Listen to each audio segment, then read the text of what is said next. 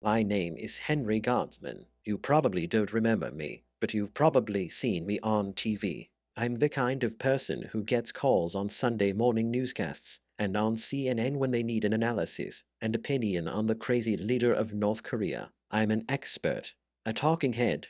For the past 20 years, I have worked in the State Department, various think tanks dealing with foreign policy, and in academia. I am currently a professor at the Fletcher School of Law and Diplomacy at Tufts University, located near Boston, as well as a visiting professor at the Kennedy School of Government at Harvard and Stanford University in Palo Alto, California. I know it all sounds pretty prestigious, and so it is. However, outside of my clique of the smartest colleagues, I am the most ordinary person imaginable. I am 51 years old, 5 feet 9 inches tall, 185 pounds, and there is nothing about me that could attract your attention. No woman has ever looked at me and considered me hot. No woman has ever fantasized about me in bed. No woman has ever wanted me except for my wife. That's my story. Emily and I have been married for 24 years. She works as a research librarian at the Boston Public Library. She is 46 years old, but most people say she looks 5 years younger.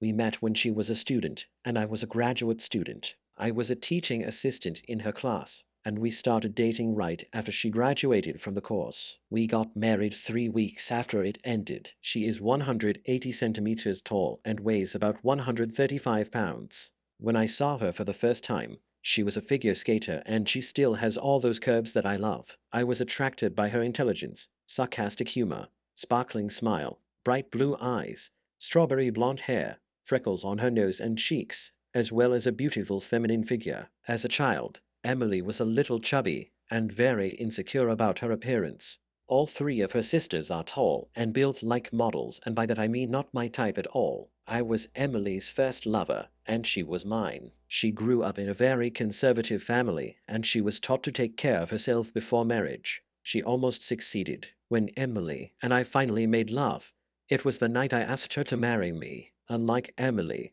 my virginity did not depend on desire, but on opportunity. I've never had the opportunity. Before I met her, my life was filled with falling in love with unattainable beauties. Numerous first dates followed by Henry, let's stay friends, speeches and hundreds, if not thousands of nights all alone. Girls may like athletes and musicians and even business masters with growth prospects, but pimply nerds who are passionate about international diplomacy don't have many opportunities for love affairs. Meeting Emily meant passing the exam, which was taken by the entire O'Hare family. She is the second of four sisters. The eldest, Shannon, is a year older than Emily, has some of Emily's physical characteristics, hair color, freckles, pretty face, but she lacks slimness. I understand why some men find her attractive, but I never liked her.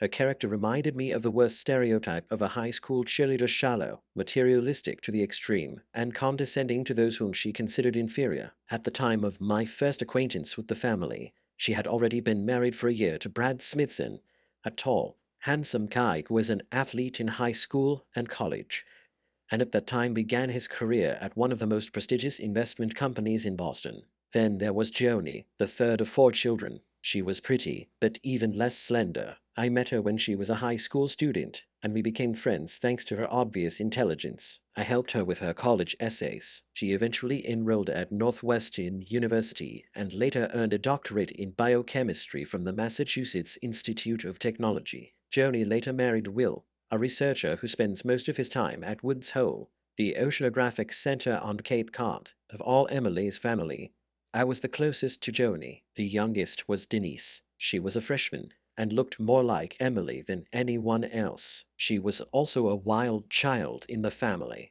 Back at school, she had a lot of boyfriends, several arrests for smoking weed and appearing in a public place drunk, as well as a disgraceful pregnancy for the family, because of which she dropped out of school for a semester, carried the child to term, and gave him up for adoption.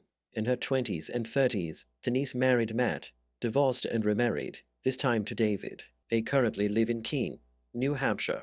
My first meeting with my family took place at a Thanksgiving celebration. I was raised in foster homes, so Thanksgiving was always intermittent, but for the O'Hare clan, it was a big event. Patrick O'Hare and his wife Sarah made sure that all their children were present at the family home in Tynesboro, a suburb of Boston. It was a wonderful time, and even though I got my third degree from Emily's parents and her older sister, I really enjoyed it.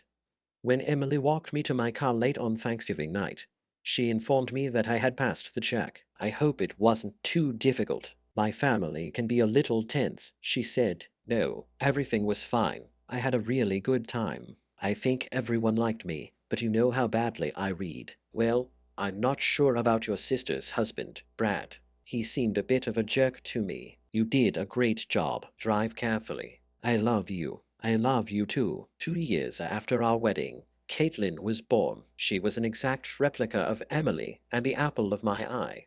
30 months later, Sean Patrick appeared. By the age of 12, he was taller and broader in the shoulders than me and played lacrosse in high school. Emily decided to be a stay-at-home mom from the moment Caitlin was born until Sean Patrick went to kindergarten, and she seemed to like it. This allowed her to find time to participate in the life of the church and society, and she even turned her master's thesis into a book, which sold better than any of mine. I was so proud of her. She worked hard to get back in shape, and at times, body image-related self-esteem issues plagued her again. Thanks to the hours spent in the gym and self-discipline in the kitchen, she not only got back into shape before pregnancy, but also began to look even better. For many years, my career has required a lot of travel, regularly from Boston to Washington and back, so much so that we have an apartment in the suburbs of Washington, as well as to New York, Palo Alto, and from time to time to London, and several times a year to Tokyo and Seoul. Whenever possible, Emily went with me, especially on foreign trips, but because of the kids and her job, it didn't happen that often. Once a month, and sometimes more often, she would spend a few days and visit Shannon and Brad at their home in Nashua, New Hampshire. It was only a 90-minute drive from our home in Cambridge, and in the summer, she spent a couple of weeks at a house on Lake Winnipesaukee. Emily persuaded me, along with Shannon and Brad, to buy it a few years ago. I liked it there, but I rarely went there. I especially liked going there when there were only four of us without Emily's sister and husband. Our marriage was wonderful. We were real partners, intellectual, emotional, and spiritual. Someone had asked me what the key to our happiness was. I would have replied that it was in trust and respect. I trusted Emily with my life. She was successful in her career, and we attended many social events together. At the very beginning, we promised that we would never do anything that would embarrass each other in public, and we never did. Emily couldn't stand alcohol, and therefore decided never to appear in public. I could have a beer or a glass of wine at home, but never had a social event. Henry, in 2 weeks, on Friday, we have to go to dinner at the Library Foundation. I've put it on your calendar, so hopefully you can go. I saw it. Everything will be fine. But what, what, hold on.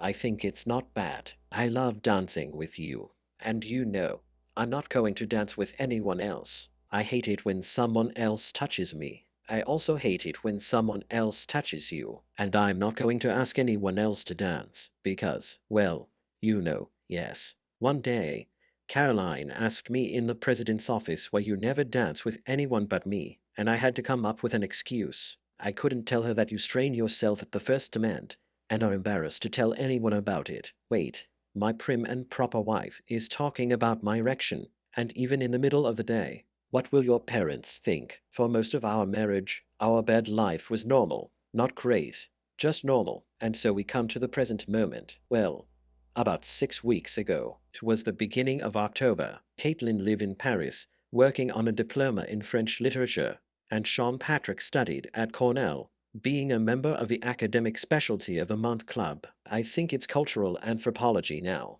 I'd better start saving more money for retirement, because these kids will never have enough income to take care of me in my old age. In general, the children left home. It was Friday night. The crisp weather of early autumn has such an effect on me. Emily and I took a shower together, and I knew she was in the mood. It was amazing, honey. I like that we have freedom when there are no children, Emily said. She hugged for a few moments in the afternoon light, and then she surprised me with a pillow talk like we'd never had before. Baby, if it was morally wrong and I gave you permission, which of my sisters would you like to make love to? Honey, I don't know if you know about this, but there is a husband's guide, and one of the chapters in this book is called Questions That Men Should Never Answer.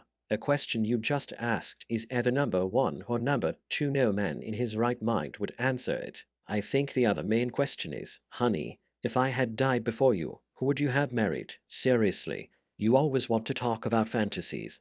So I'm giving you permission to talk about them. Which of my sisters have you been fantasizing about? Good. I will answer about none of them. Don't tell me that. Are you saying that if God and I had given you permission to make love to Shannon, you wouldn't have done it? No, I wouldn't. I just don't find her attractive. She's wearing too much makeup and she doesn't have your perfect figure. The only thing she has is breasts, which miraculously appeared after her 35th birthday, which, I'm sure, cost Brad a tidy sum.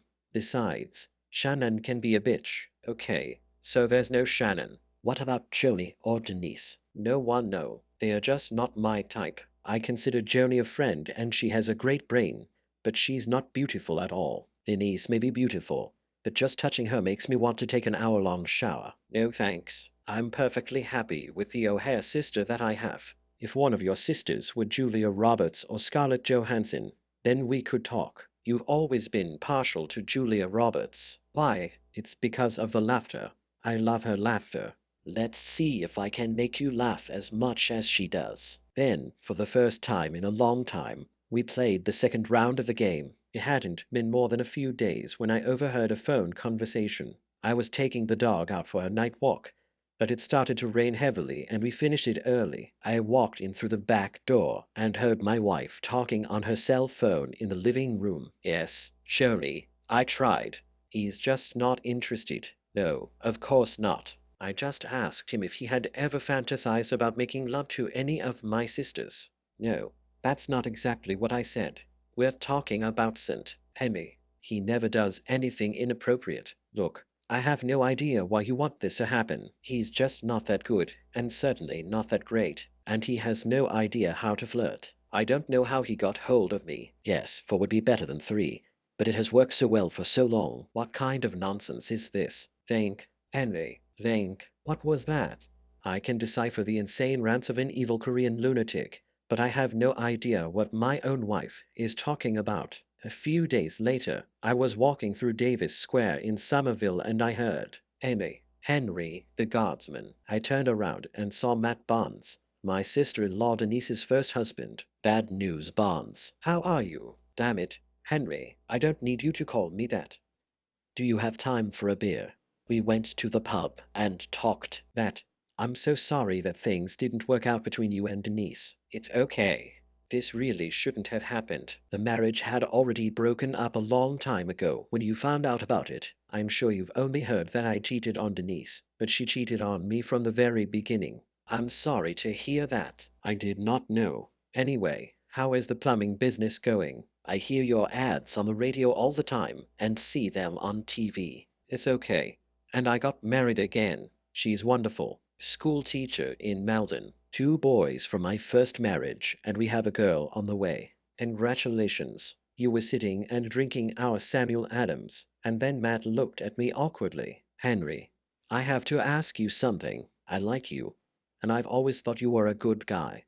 And I've never felt like you were looking down on me like that asshole brat. Anyway, how do you feel about what Emily does to her sisters? Well, Matt, I know they're close and all that, so they talk all the time, and I just always thought that's how families work. I've never had a family like that, so I didn't know. But I mean about making love. How can you think about that? I definitely couldn't. Matt, what are you talking about? Oh, shit. Henry, you're serious. Don't you know? Denise told me that you knew, and you didn't mind. She just asked me not to talk to you because you were afraid I'd think you were a wimp or something. Really?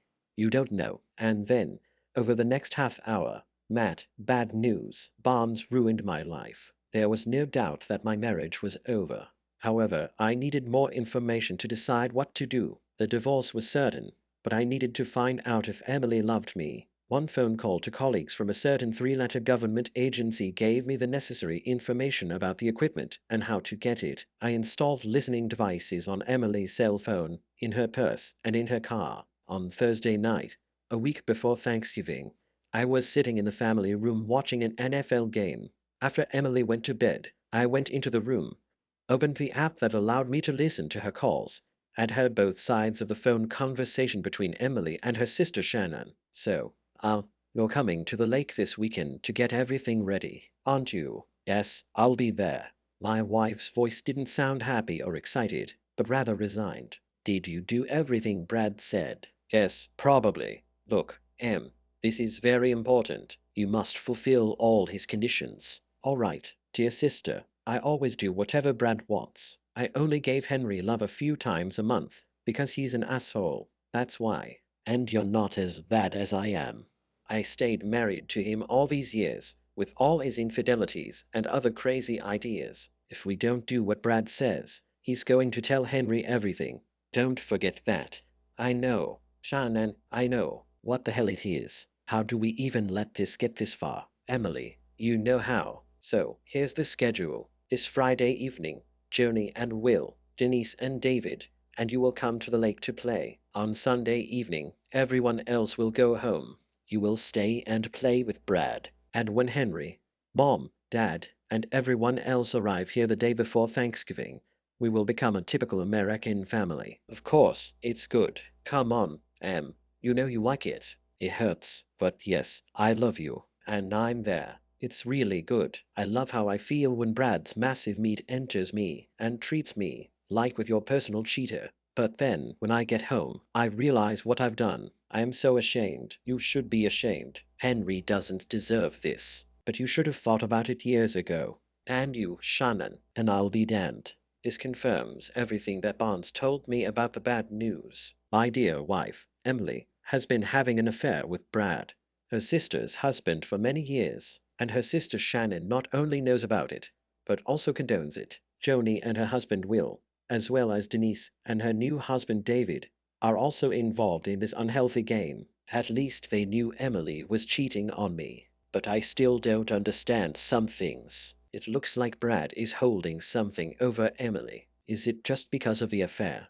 Or is there something else? In my profession, people lie, but not many people know how to do it. I didn't think Emily could do it, but she's definitely better than I thought. She's been lying about our marriage for years. If I tell her directly what I know, I'm unlikely to get answers. Besides, I have no desire to engage in a face-to-face confrontation until I know everything. On Friday morning, a week before Thanksgiving, I woke up early and cooked breakfast for Emily and me. Hi, honey. When are you going to the lake? Today I'm going to Boston by car, not by subway, and I'll leave right afternoon to stop at Shannon's, and then we'll go to the lake together. If the traffic isn't terrible, we'll get there around 7 or so. Well, please drive carefully. I have a meeting in Washington on Monday and Tuesday. So since you won't be here, I'll fly in tomorrow morning. I booked a direct flight from Reagan to Manchester on Wednesday evening. Should I rent a car, or will you pick me up? I'll pick you up by then. I can't wait to see you. It's really going to be sad. Patrick is staying in Ithaca for Thanksgiving, and Caitlin is in Paris. It's like it's not Thanksgiving at all. I started crying. Emily came over and put her arm around my shoulders. I know, honey. You've loved Thanksgiving ever since I first met you.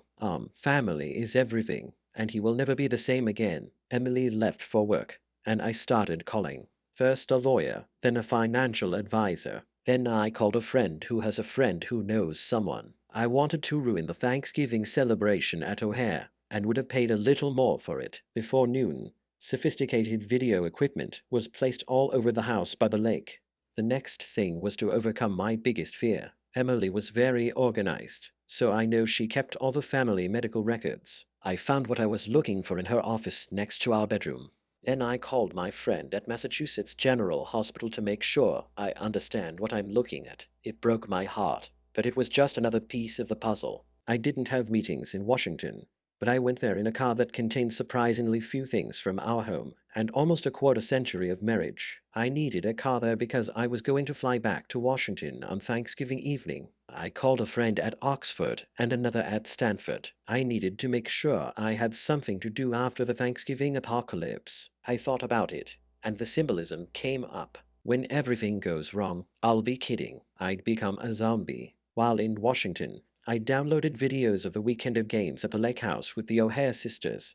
I saw making love between all possible combinations of men and women, as well as between women and men and making love in threesomes. It turned out that my wife had made love to all three of my sons-in-law, and surprisingly, she was more adventurous with them than she was with me, including taking on an assertive role with each of them with the exception of Brad. With him, she was submissive to the point that she endured physical and verbal abuse. Brad beat her, called her a cheater, a fat cow, and a personal slave. She accepted all this without comment or even reaction. The evening before Thanksgiving, I arrived at Manchester Airport and Emily met me. She hugged me and made it clear how glad she was to see me. I only had hand luggage, so we went straight to the car. As usual, she let me drive. She took my hand and I heard her crying. "What's the matter, honey?" "I'm just sad that the children won't be here, that's all." When we arrived at the lake house, it was already late, and the only one who had not yet gone to his room for the night was Emily's father, Patrick. He was 77 years old and still physically strong. He couldn't sleep in bed, so I'm sure he spent the night in the TV room watching old movies and dozing. I greeted him, and he shook my hand firmly. When it dawned on me that this was the last day I would be welcome in his presence, and I was going to make his life even sadder, which upset me. As we settled into our bedroom, it occurred to me that none of the escapades I had seen on the video had been filmed on this bed. I looked up and saw that the camera was on top of the bookshelf, but nothing happened here. Emily kissed me good night and rolled over on her back. That's what she used to do when we were around other family members. In our marriage, she never allowed herself to make love when we were in the same house with her family. For the first time, I was glad of this and silently laughed at the irony. I got up early and went for a morning walk in the cold and cool of a November morning in New Hampshire. I knew this would be my last walk on the lake. Emily and I Skyped with each of our children and wished them a happy Thanksgiving. Then she went to the kitchen to help with the preparations. Though I am equally involved in cooking in our house, this time the O'Hare women, led by matriarch Sarah, were in charge of everything, and Emily, Shannon, Joni, and Denise helped them. Thanksgiving passed as usual. The meal was supposed to take place after the first football match. Patrick, Will, David, and the asshole Brad were sitting on the sofas in the family room and watching the game. I sat in the back, away from the others. Nice Patrick and David asked me why I was so far away from the TV, inviting me to join them. I just replied that I was fine. Brad breathed on me, but loud enough for everyone to hear, and said, "He's just like that." After dinner, I asked Joni's eldest daughter, Heather, to take all her cousins downstairs to the playroom. I asked her to keep them there until one of the adults told them they could go upstairs. Then I invited everyone to join me at the TV in the family room. After inviting Sarah and Patrick to take the places of honor, I began my speech. As you know, I was raised in foster homes. You're the only family I've ever had. From the very first Thanksgiving with you, I felt loved and accepted. That's why I want to share this video presentation with all of you. However, it is actually intended for our dear parents, Sarah and Patrick. The rest of you have already seen this or something similar in the past, but they didn't see it. You will notice that there are boxes of napkins on the table, as I expect there will be tears. I know I cried collecting this. With that, I pressed the button on the TV remote and took out my phone. I pressed a few buttons, and the phone took control of the TV. Then I moved to the end of the room so as not to interfere. And then everything went on the rise, with pictures and video clips of all kinds of bed activities, which involved everyone in the room, with the exception of Sarah and Patrick's parents, and of course, me. As you can imagine, the screams started almost immediately. Brad screamed, "What the hell? I'm going to kill you." At that moment, he jumped up and I calmly said, "Sit down, Brad," and shot him with a taser. Brad didn't sit down, he fell, staggering. After a few more minutes of crying and screaming, especially when Joni and Denise saw scenes of Brad hitting and shouting insults at Emily, my future ex-father-in-law looked into my eyes and humbly said, "That's enough, son." I looked at his wife, who was sobbing with her head buried in his shoulder, and out of respect, stopped the video. Then I went back to the TV. "I want to apologize to you, Patrick and Sarah. I'm sure it was as hard for you to see this as it was for me when I first discovered this disgusting activity on the part of your children and their spouses, with the exception of me, of course. It looks like Brad and Emily have been making love at least as long as she's been married to me and maybe longer. And this happened with the consent and even with the assistance of Shannon. I do not know when Joni, Will, Denise, and David joined this festival, but I know that this was the real reason for the end of Denise's marriage to her first husband, Matt. I continued, the worst thing is that, as if this debauchery and infidelity is not enough, I also discovered that I am not the biological father of our two children, Caitlin and Sean Patrick, which, by the way, they both now know. I told them about it by email just before we all sat down for our wonderful family holiday. At that moment, Emily went from crying to sobbing. Of course, dear wife, I do not know who their biological father really is. It could be Brad, or it could be any other man. So who is it, or don't you know? By this point, I realized that I was starting to speak louder. I didn't want to seem out of place, so I took a deep breath and waited for an answer from Emily. Shannon spoke up. Henry, I'm sorry, but Brad is the father.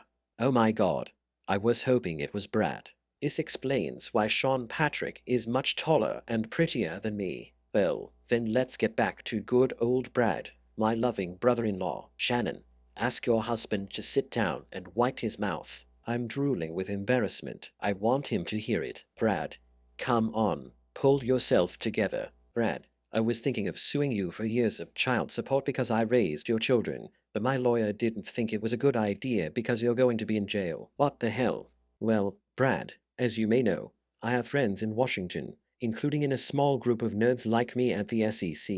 Brad, you know the SEC, right? I'm not talking about football, Brad.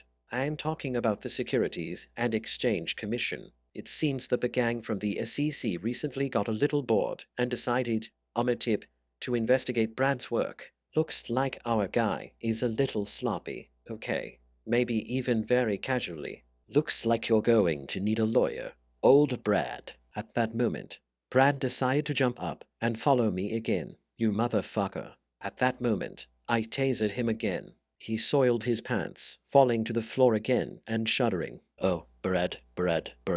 Well, since Brad's not himself, let's talk to Will and David. Guys, I thought we were friends, but friends don't use each other's wives behind their backs. So I guess we've never been friends. And gentlemen, I will do something in the name of retribution, but I haven't decided yet. You see, I want it to be appropriate, and I haven't had time to think about what it might be yet. Unlike you and your lovely wives, this is all a bit unexpected for me. But believe me, I will definitely answer you. They both lowered their eyes. Joni, after what Emily did to me, your betrayal hurts the most. You are the closest person who has ever been my sister.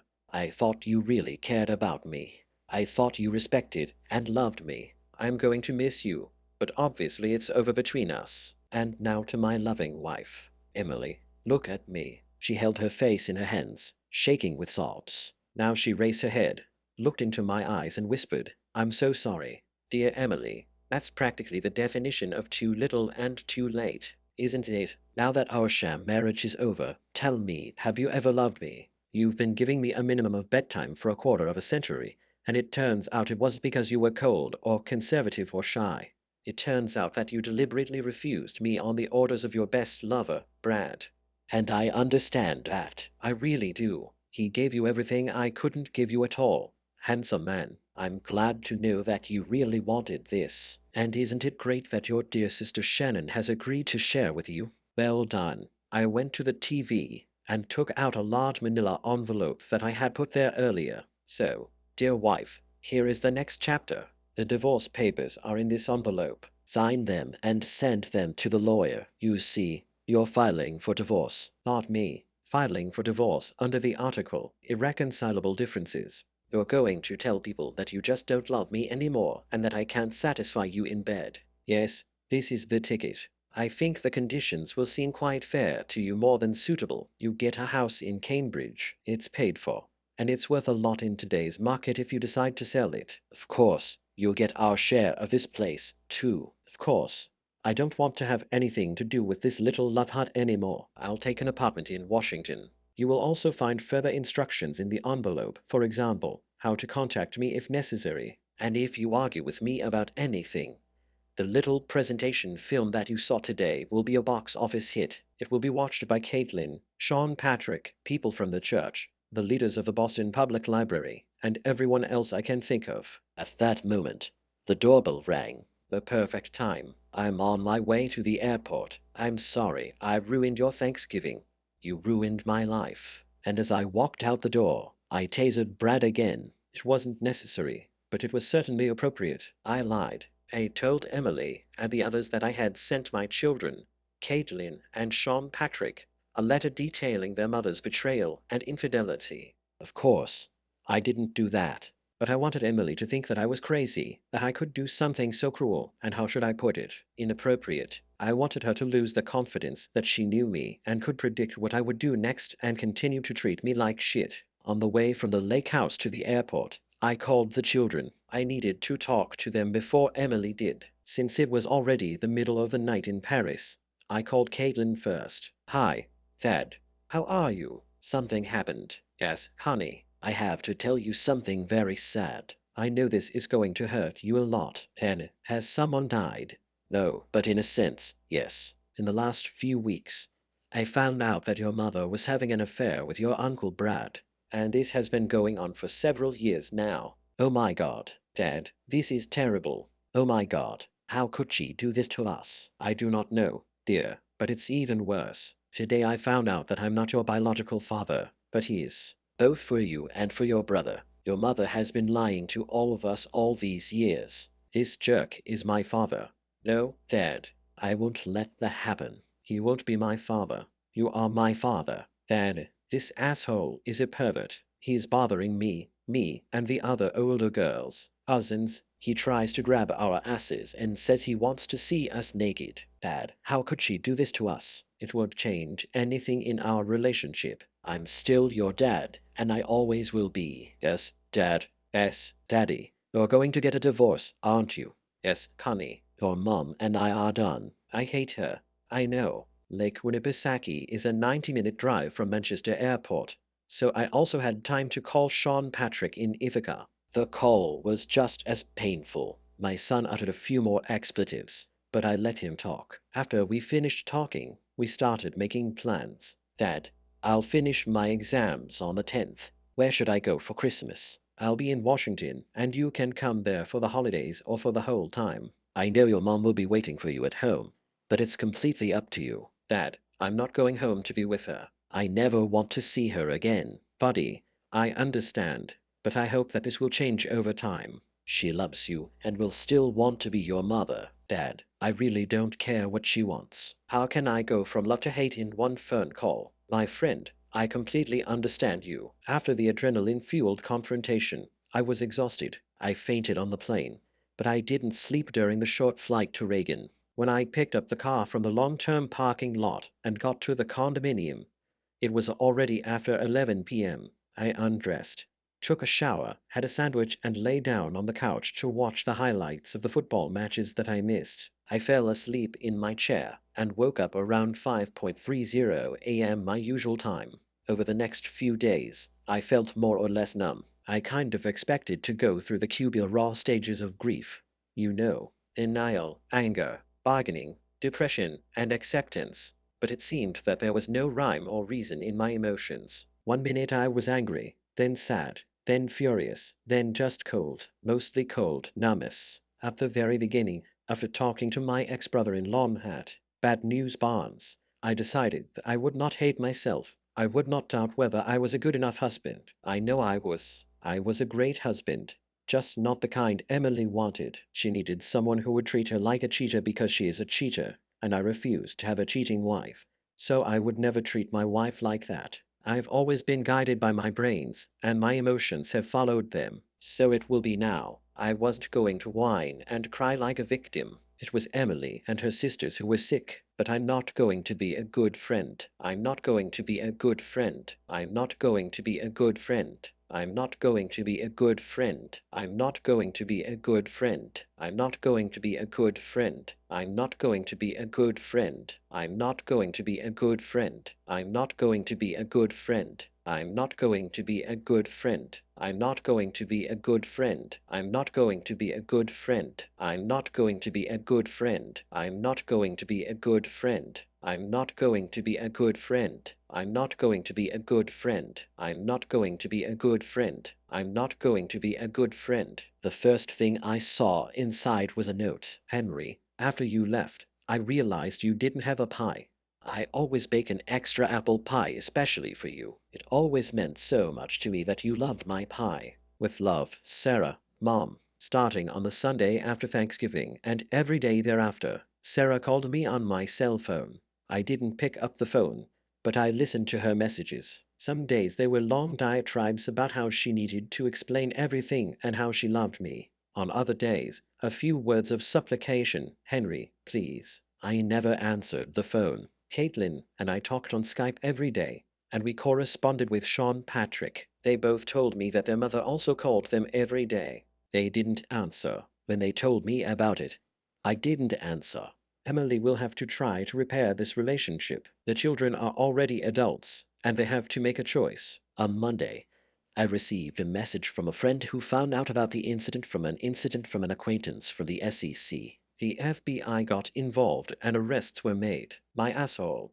Brad Smithson's future ex-son-in-law was in big trouble. One of the advantages of working as a professor in the 21st century is that students submit their papers online. I met with my doctoral students via video conference. I had no reason to return to campus or return to Boston for any other reason until the end of January. On the first Friday in December, I was unloading groceries from the car, and my neighbor Ted Evans took a bag and entered the house. So, Henry, what's going on? You usually don't come here for more than a few days at a time and never on weekends. What's the matter? Ted is a good guy, a Prince George's County detective. As long as I've known him, he's divorced, has grown-up children, and is a connoisseur of good beer. We fried steaks, yes. Real men roast steaks, even in December, and drank some of his good beer. And I told him the story. Oh man, I'm so sorry. I know how it feels. And don't blame yourself for not noticing it. I'm a detective, and I was blinded, but how could I not notice any of the signs? Henry, that's because you weren't looking for them. This is called confirmation bias. You loved your wife and believed that she loved you. Therefore, everything you saw you perceived as confirmation of your faith. Would you only see this if you were hit in the head by a 2x 4-inch object as in a conversation with what was his name?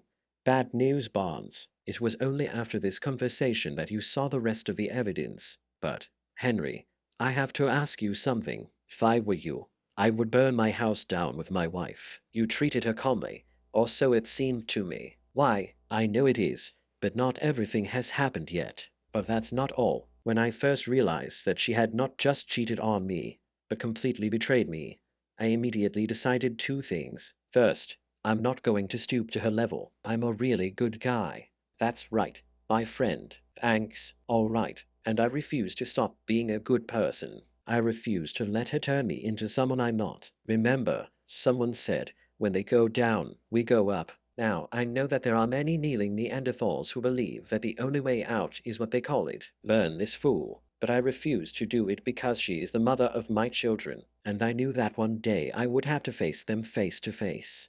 And I would feel bad about how I treated their mother. Wait a minute. My knuckles are a good 6 inches off the ground, but it looks like I'm a Neanderthal. I tried to destroy my ex. The only thing that stopped me was knowing that I would lose my job if I did what I wanted to do to her and her lover. And now that you say it, I was worried that I would be perceived as a typical cop with anger management issues. I refuse to be that guy. But if you think I'm some kind of saint or something, there's something else. Ted, do you go to church? Well, I used to go when I was a kid. Not so much lately, although I'm thinking about coming back. Ted, I am a good Catholic, and I remember how in the book of Romans St. Paul says that if you treat the enemy with kindness, then burning coals will fall on his head. Henry, Paul is quoting the book of Proverbs when he talks about it. I thought you didn't go to church, but I went to the Black Baptist church when I was a kid, and in the black church, the preacher preached sermons every Sunday from the entire Bible, the Old and New Testaments, and I remembered this passage because I thought it was cool to kill your enemies with kindness. That's right. If I had attacked Emily with a scorched earth, it would have destroyed her, and she would have hated me. But if the fire had come down from above, she would have faced something worse than hatred shame. She will spend the rest of her life feeling guilty and ashamed for the way she treated a good man. She will sit in our house and feel ashamed every time she talks to our children. It's a shame. Every photo, every memory is a shame. There will never be an excuse for what she did. All right. This is even worse. And the best part is that your hatred of her doesn't consume you because you can let her go. That's right. Or at least I hope so. Eventually, in the middle of January, I had to return to Boston. The new semester at Tufts and Harvard meant that I would have to be there at least 3 days a week. The lawyer had not received any documents from Emily, which meant that I would have to contact her soon, resorting to gentle persuasion. It was 11:45 a.m. on Wednesday, and I was at Harvard. I was just finishing a lecture on the role of appeasement in 20th century diplomacy when I saw two men standing at the door to the lecture hall. When I came out, I saw that it was Will and David, my two sons-in-law, who were both making love to my wife. Will spoke first. Henry, can we talk to you? I don't think we have anything to talk about. We really want you to listen to our version of this situation. Well, let's go to class. David said, could we go to your office to be alone? No, everything will be fine here, and it will be short. I'm sure. Let me just send this message, and then we'll talk. They sat in the front row, and I stood leaning against the music stand at the front of the hall. Speak up, boys. You have about 3 minutes. They looked at me, and at each other in disbelief, and then Will began. Henry, I respect you very much. I've always considered us friends. I think I already mentioned at Thanksgiving that friendship is not discussed. But go ahead. Henry, we thought you knew what was going on. Our wives told us that you and Emily had an agreement, that you have an open marriage, and that you don't mind Emily making love to us. Yes, Henry, David interjected. Denise told me that you just weren't interested in making love anymore and couldn't meet Emily's needs, so you gave her permission to go somewhere else. And that's when I understood everything. David couldn't control himself, smirk, and I realized what I was going to do with these two. So why didn't you ask me about it yourself? Well, again, I thought it would be awkward for you if I brought up this topic, that you'd think I saw less in you. Now, David, yes, a weakling, and we couldn't do that to you, so we just didn't bring it up. So your wives told you that Emily wants to use you, and poor old Henry doesn't mind because he can't get up, and you just accepted it. There, so you had no problem making me a cuckold. Yes, that's right. No, said David. Henry, anyway, we've known for a long time that Emily and Brad are doing this, and Jody told me you didn't mind, so we just thought. Well said. You just decided that you can also participate in this case. I understood. At that moment, 3 Harvard police officers burst into the room. Doctor, Guardsman, is everything okay? Thank you, officers. I appreciate your quick response. Please escort these two men off campus. They trespassed. Please find out their names, as I want to make sure that a violation case is filed against them. If you need to, I will be happy to file a formal harassment complaint. And officers, do I understand correctly that such a complaint, if filed, will also end up in the database of both the Cambridge and Boston police departments? Is that true? Yes, Dr. Hardman. Well, then I'll come by after the next class and do the paperwork. When the officers were escorting my former sons-in-law out of the auditorium, I said, gentlemen, do not forget about Monty Python. No one expects the Spanish Inquisition. Over the next few months, I spent at least Tuesday through Thursday evening in Boston, teaching and advising graduate students at the Fletcher School at Tufts and the Kennedy School at Harvard. I took an early flight from Reagan to Boston's Logan Airport on Tuesday morning and returned to Washington late on Thursday evening. I will work at Oxford in the summer, and in the fall I will move full-time to Palo Alto as a professor of international diplomacy at Stanford. Emily and I talked about living in both places, and that was our dream for the future. I saw no reason not to fulfill my dream without her. The evening after Will and David's visit, I spent a few hours in my room at the Harvard Square Marriott Hotel, where I lived permanently and did some video editing. Late that night, I sent Emily an email addressed to Emily O'Hara. One of the conditions of the divorce was that she could no longer use the name Guardsman. Emily O'Hara, the lawyer, is still waiting for the documents. Sign in. Return them within the next 10 days. Otherwise, the attached video will be sent out to friends, colleagues, and relatives. Henry Garderman. A 10-minute video clip was attached to the letter. The video began with the voice of the announcer. Ladies and gentlemen, you think you know Emily Gardsman and now Emily O'Hara, but this is the real Emily. Keep in mind that the video you are about to see captures the events that happened when she was married to Henry Garderman. None of these actions were committed with his permission or knowledge. The men in this video are the husbands of Emily's sisters. Viewers are advised to exercise caution. The next sound is Emily's scream. I'm a cheater. The following Tuesday evening, the next one appeared in the Cavalcade of Stars. Joni, whose wife and my closest sister-in-law, came to my office. She had been in my office before and knew the way past the security desk. Henry, can I come in? Of course. Come and sit down. I'm just going to have tea. I have a throat raincoat as I lose my voice due to annual winter vocal cord problems. What would you like? Green, please. Joni sat down on the sofa at the end of the room. I couldn't sit at my desk while she was sitting there, as the conversation would be too awkward due to the distance. So I sat in my chair opposite the sofa. Joni and I have found ourselves in the same positions many times. She knew it was my thinking chair. Henry, I'm so sorry. Joni, I'm sure you regret the end result, but I'm not sure you regret what happened to bring us here. But I'm sorry. I really am. I hope you'll let me tell you what I know. Joni, I really don't need to know more than what I know. Emily had been making love to Brad behind my back the entire time we were married, and everyone seemed to know about it except me. Moreover, no one thought it was a bad thing, and no one thought it was bad that Emily got pregnant twice with Brad, and all of you let me believe that the children were mine, and you made love to Brad just like your little sister Denise, all with Shannon's permission, and Will and David made love to Emily. One big, happy, incestuous, and filthy family. Welcome to the O'Hara clan. I think that's right.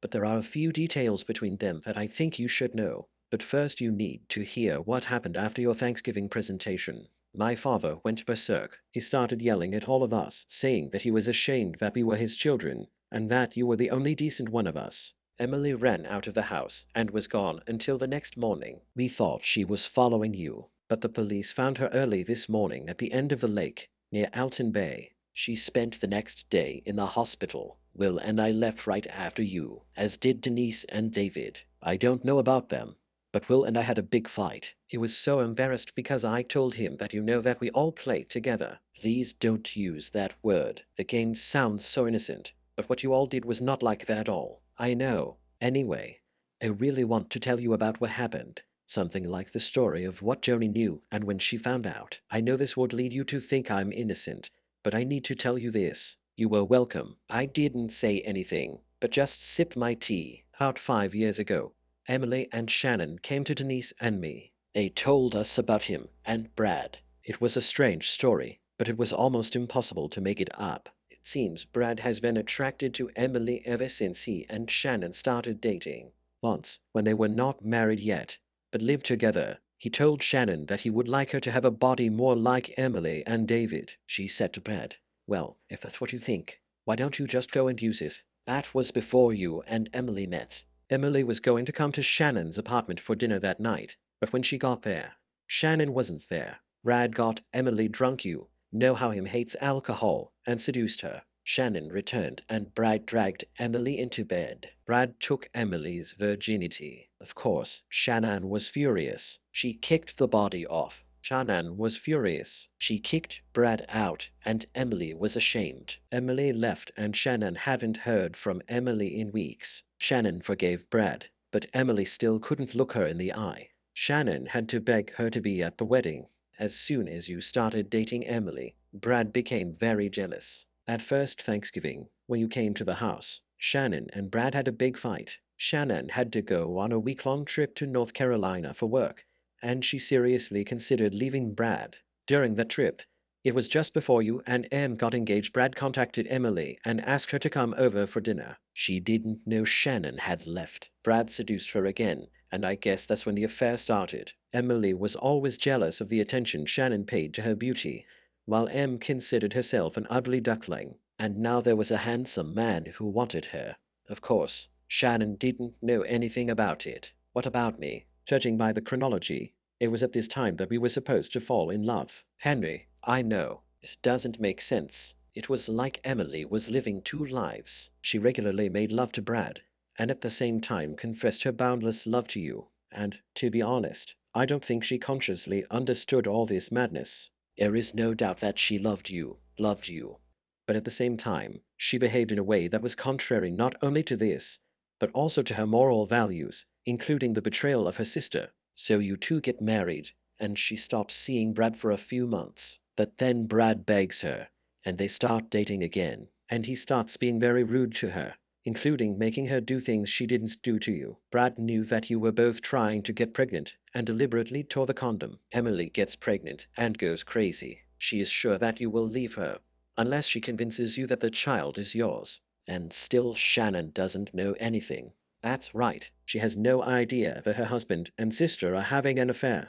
But then Brad goes to a new level. He forces Emily to tell Shannon that she is pregnant, and he is her father. Shannon can't have children, and Brad wants to show her that he is a manly enough man to be a father.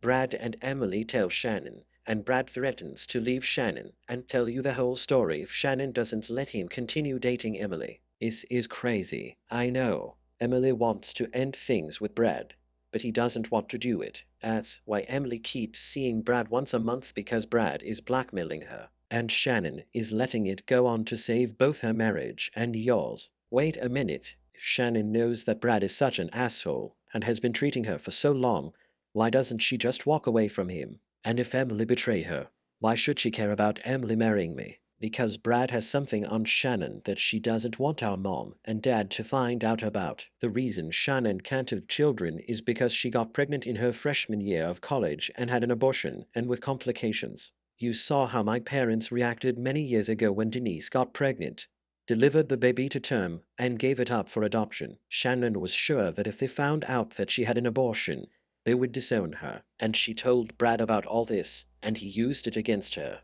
There's no bigger asshole than Brad Smithson. Exactly. And so Emily and Brad continue to make love behind your back, and Brad becomes more and more violent. Emily wants to leave, but she can't take the risk, and Shannon can't push her.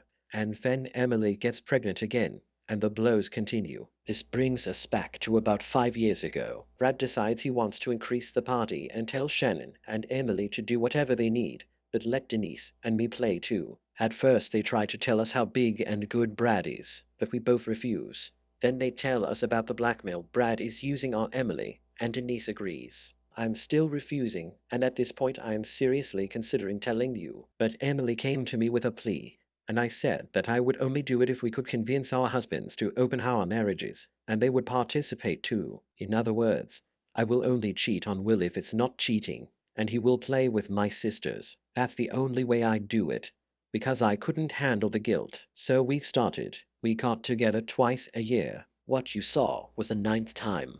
I once overheard Emily talking on the phone about trying to get me into this. What was that? A few months ago, I told Will and I were no longer going to participate, and I would not be able to cope with it. You did not know, if not about the past, then at least about what we are doing now. That's why Denise and I came up with the idea of inviting you, and we'll all act like we're just getting started. Joni is a very interesting story. It's unbelievable, and I'm saying it literally. I don't believe it. However, even in the best case scenario, the only possible motivation for Emily's action is love for Brad and blatant disrespect for me. Henry, I understand why you doubt that. It just sounds perverse, and I can't explain Emily's behavior. To be honest, I have no idea what your bed life was like with Emily. I have to say that Brad was much better than Will. I love Will more than my life, but he's just not very good in bed. I wouldn't sacrifice my marriage for a better love affair, but I can't understand the attraction to Brad. However, from what I saw on the Thanksgiving video, Brad has never been as cruel to me as he was to Emily. Joni, I don't think your story about debauchery has changed anything. I hope it helped you to tell it, because it certainly didn't help me. I think I need to go to sleep. Henry, I know we're probably not going to be friends anymore, but please know how sorry I am for everything. And one more thing. After everything went down the drain on Thanksgiving, Brad told my parents about Shannon's abortion. I don't see them staying together. I must admit, when Joni left my office, I was surprised and amazed that she did not ask me if I had done anything to harm her husband. Maybe it was because she didn't think I was capable of such a thing. The daily calls from Emily continued.